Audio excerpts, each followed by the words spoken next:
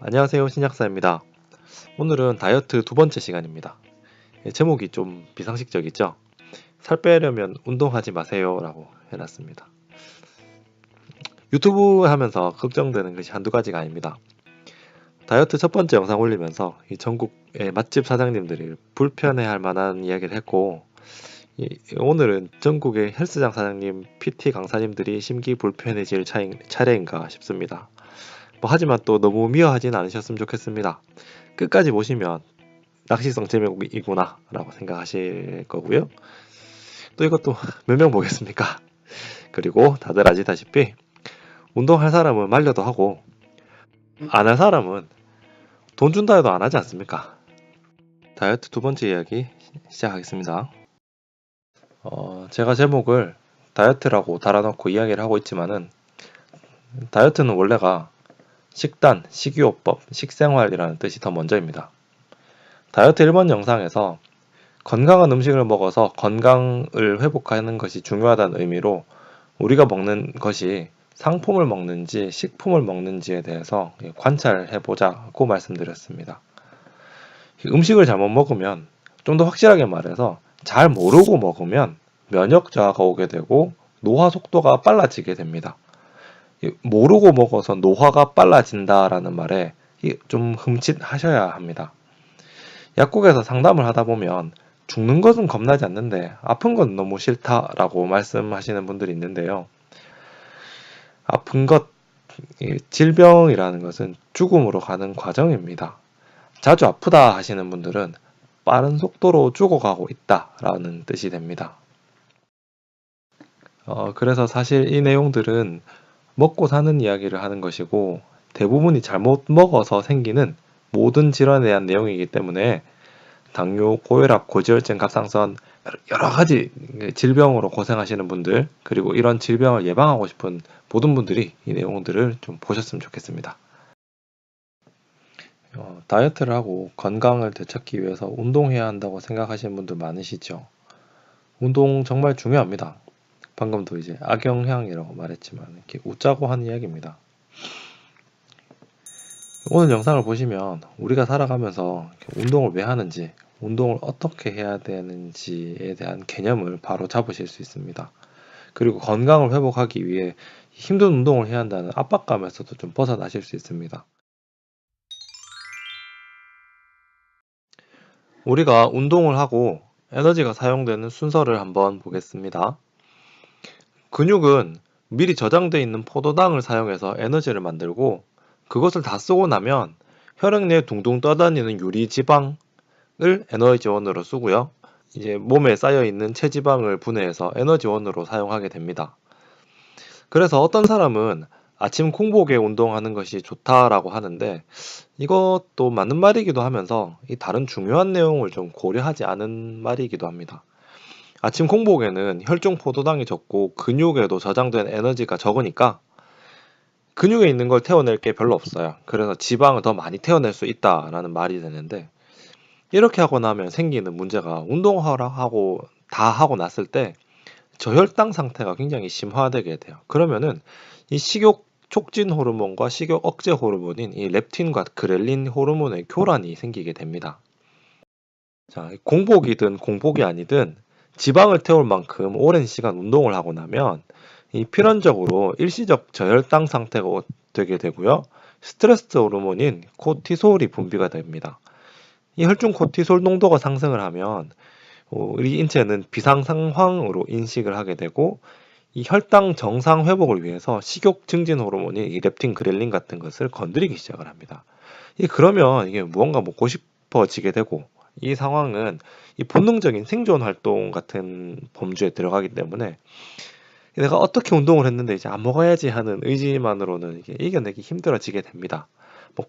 그 상황에 잘 참았다 하더라도 다음번 식사에서 필연적으로 미세하게나마 과식하게 되고 다시 제자리로 돌아오게 되거나 혹은 더 심해지기도 합니다. 참고로 식욕 억제제를 먹어도 운동을 심하게 했을 때와 같은 똑같은 반응이 일어납니다. 이 부분을 이렇게 바꾸면 됩니다.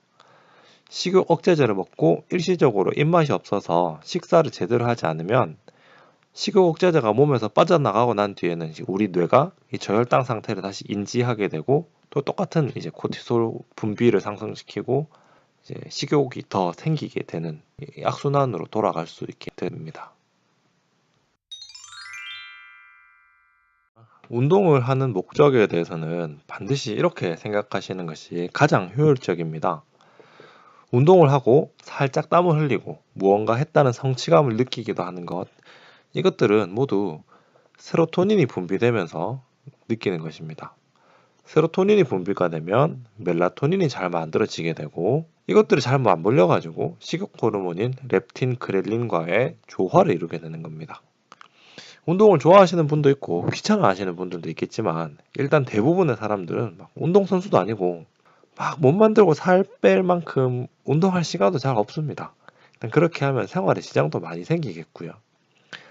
앞으로 운동하러 가실 때 칼로리 태우러 간다 생각하지 마세요. 그냥 딱 기분 좋을 만큼 몸 움직이고 온다고만 생각하세요. 그렇게 하면 세로토닌이 잘 분비가 되고 멜라토닌, 렙틴, 그렐린 그리고 스트레스 호르몬인 코티솔까지 다 적절히 분비되도록 조절할 수 있게 됩니다. 운동을 힘들게 하면 부작용이 옵니다. 운동은 내가 기분 좋을 만큼만 하고 운동으로 행복감, 성취감을 느끼는 정도까지만 하시는 것이 좋습니다. 그렇게 하면 그것이 다이어트에도 가장 도움이 많이 되고 다른 질병들도 효율적으로 예방할 수 있게 됩니다. 오늘 말씀드린 내용이 아주 중요합니다. 사람은 호르몬으로 살아갑니다. 성장기에는 성장 호르몬이 작동을 하고 사춘기에는 성호르몬이 작용을 해서 인체를 변화를 시킵니다. 세로토닌이라는 이 호르몬이 안정화되면 식욕 호르몬이 널뛰지 않게 됩니다. 그래서 이 호르몬 리듬을 정상화하기 위해서 일정 강도의 운동이 필요한 것입니다. 이 세로토닌에 대해서 살펴보면 설명이 아주 멋지게 되어 있습니다. 이 굵은 글씨만 보면 됩니다. 두뇌 오케스트라의 지휘자 이렇게 되어 있고 이 도파민, 노르아드레날린, 세로토닌 이게 다 맞물려서 인체를 작동을 시키거든요. 보면은 이 긍정적인 마음, 성욕과 식욕 등을 관장하는 도파민. 이 세로토닌 같은 경우에 너무 흥분하지도 않고 불안한 감정을 갖지도 못하게 평온한 평상심을 잘 유지할 수 있도록 도와주는 이런 기능을 하는 호르몬들이기 때문에 이게 운동을 하는 것에서 굉장히 많이 안정화되는 부분이 있습니다. 그리고 이제 세로토닌이 나왔을 때 깊은 수면을 취할 수 있게 되고 이것도 역시 식욕 억제 호르몬, 식욕 촉진 호르몬의 리듬을 잡아줄 수가 있게 됩니다. 이 세로토닌 항목 아래쪽에 섭식장애 이런 게 달려 있어요. 신경성 식욕 상실, 거식증 이런 게 있고 폭식증 이런 게 나와 있습니다. 이 세로토닌이 부족하거나 이게 분비 불량이 될 때는 항상 우울한 기분을 느낄 수가 있게 되고 이런 것들이 이제 여러 가지 질병들을 더 많이 만들 수 있게 되거든요. 만약에 이런 질병을 갖고 있으면 반드시 적절한 운동 방법을 보조 치료 방법으로 선택을 해야 되겠죠. 제일 아래쪽에 폭식증과 세로토닌. 세로토닌은 포만감을 느끼게 하고 음식 섭취량을 줄이려는 욕구를 일으키게 한다. 세로토닌이 부족하면 배고픈 상태를 유지하게 되고 달고 기름진 음식에 대한 욕구가 강해지게 된다. 왜냐하면은 이 달고 기름진 음식을 먹으면 세로토닌이 나오거든요. 자, 여기 단 음식을 먹게 되면 세로토닌 증가에 포만감을 느끼게 되므로 폭식을 멈추게 되는 것이다. 이거 엄청 중요한 내용이라 가지고 다음번에 영상을 새로 준비해서 오겠습니다. 운동은 적당히만 하면 됩니다. 체지방을 없애는 중요한 포인트는 따로 있습니다. 이 키포인트 몇 가지만 잘 알고 생활에서 잘 녹여내면 평생 요요 없이 건강한 신체와 건강한 마음을 유지할 수 있습니다. 중요한 사실 한 가지만 더 말씀드리겠습니다. 정답을 알려드리기 전까지 한번 생각해 보세요. 어떤 것을 먹어야 하고 어떤 것은 먹지 말아야 할까요? 중요한 사실 하나. 먹어서 찐 살은 먹어서 빼야 합니다. 그리고 먹어서 생긴 병은 먹어서 없애야 합니다. 당연히 운동해서 좋아지는 부분이 있습니다. 그런데 그것보다 훨씬 중요한 것이 음식입니다. 조금만 과장해서 말을 하면 음식만 제대로 먹으면 운동을 안 해도 거의 건강을 유지를 할 수가 있어요. 살이 안 찌는 것도 운동 안 해도 사실 거의 가능한 부분이고요. 다음에는 음식을 먹었을 때 어떤 변화가 생기는지에 대해서 말씀드리도록 하겠습니다. 중요한 내용들이니까 잘 준비해서 오도록 하겠습니다. 다들 행복하시고요. 감사합니다.